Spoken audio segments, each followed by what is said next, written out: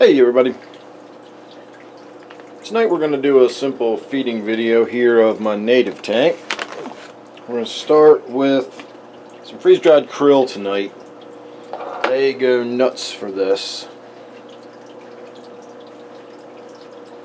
So I got the lighting set up a little differently on the tank than I used to.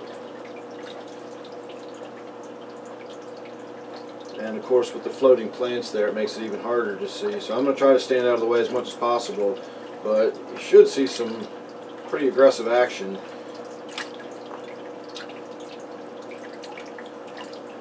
One of these days I'm going to set the camera up at a high angle so you can actually see how high the fish come out of the water as they breach trying to get these things. I've already been splashed twice, 3 times now.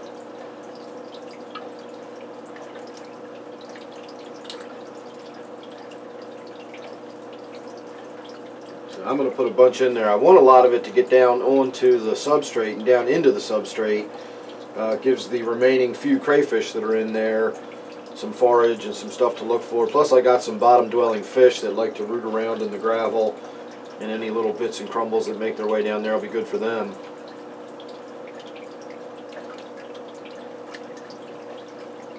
I'm going to call that good for the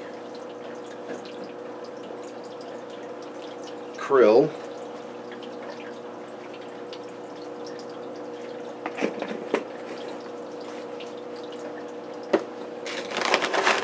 And now I'm just going to throw a bunch of crumbled up algae wafers in there and let them fall to the bottom.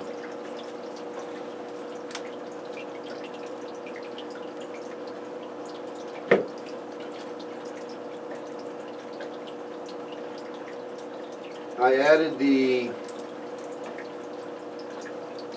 mineral stones to this tank several days ago, and I have not yet checked the pH on this tank to see if anything has shifted. But I did put these mineral stones in another one of my tanks, in my 125, and it's been 24 hours now and it hasn't affected the pH on that tank yet. So I will be doing some more testing on that and shooting some more video as I learn more about how this stuff works in the tank and dissolves into the water, etc. So I think that's going to be about it. I'm going to throw one more little crumble in there. I do have quite a few fish in there that sort of rely on a high amount of algae in their diet. Don't forget that Chinese algae eater is still in there.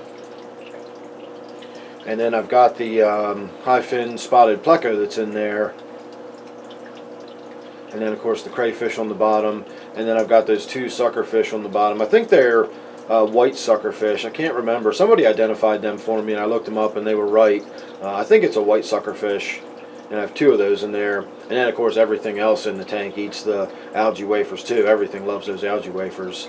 So you can almost never throw too many of them in there. So that's about it. That's feeding for that tank. It happens pretty fast. They gobble it up and then it's gone and they just go back to hanging out. And you'll see little, you know, the rest of the evening they'll be nibbling on the chunks of stuff on the bottom, and every now and again a little another piece of whatever will come floating by in the current and they'll zip up to bite at it or nibble at it, and you'll see that kind of activity for a while. That's pretty much what they're doing now. They're all sitting in the current. And you know, in their little fishy mind, they're facing upstream and they're just waiting for any more food to come floating down. And that's what happened. A big flurry of food just came into the tank. They got it. Now they're back sitting in the current waiting for more food to happen. And that's just pretty much what they do for most of the day. The plants going in there have definitely given them a little more sense of security, I guess, but they're still not really out and about and outgoing. I mean, if you look at them, they're pretty much tucked into the woodwork. You don't really see them out in the open water, and even the tilapia, you can just see his little face sticking out from behind the floating plants there. He pretty much just lays low and hangs out in the shade of that bunch of floating water sprite that's in there, and he doesn't do a whole lot else. So I'm going to go ahead and wrap that up and say thanks for watching, and make sure you're subscribed. That way you won't miss anything else. You never know what it's going to be with me. And this tank's probably going to evolve a little more now that we're moving back into the warmer weather. We'll probably get around to doing some outdoor stuff, and you know, maybe we'll see about adding some new stock to it and that sort of thing. So like I said, if you're subscribed, you won't miss any of that or anything else I got coming up. And don't forget, this one is my 125 gallon native tank. So thanks again for watching. Hope you enjoyed it, and I will see you real soon on the next one.